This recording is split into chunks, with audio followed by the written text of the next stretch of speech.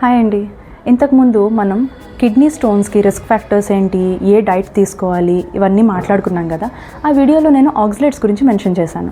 So నాకు చాలామంది request చేశారు, అసలు మేడం మేము ఏం తినాలి అంది మాకు కొంచెం దాని గురించి ఒక డీటెయిల్ వీడియో చేయరా అని. సో ఈరోజు ఈ వీడియో మీకోసం.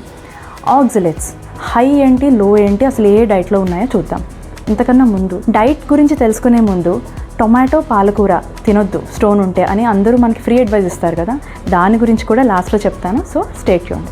హై ఆక్సలేట్స్ ఫుడ్స్ ఏంటి అంటే స్పానచ్ అంటే పాలకూర, beetroot, potato and all dry fruits.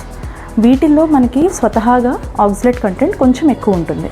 So మనం వీటిని మోడరేషన్లో తీసుకోవాలి. ఎవరికి risk of kidney stones already ఉండేటప్పుడు, అందరికీ కాదు.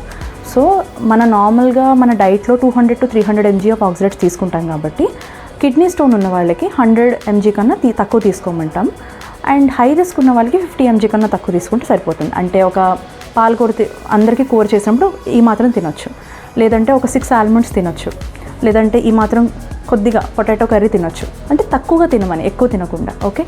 సో లో ఆక్సలేట్స్ ఫుడ్ ఏంటంటే మనకి అన్ని ఫ్రూట్స్ వస్తాయండి ఇందులో.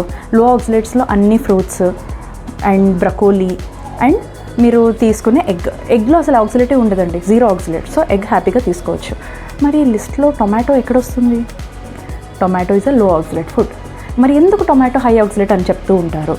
Tomato more than 100 grams per day మీరు కన్జ్యూమ్ చేయొద్దు.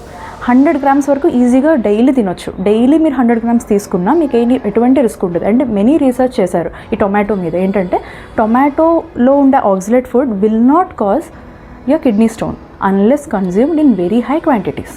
సో పాలకూరని కొంచెం మోడరేషన్లో తీసుకోండి. టొమాటో 100 grams వరకు డైలీ తీసుకోవచ్చు. Stay happy, stay healthy.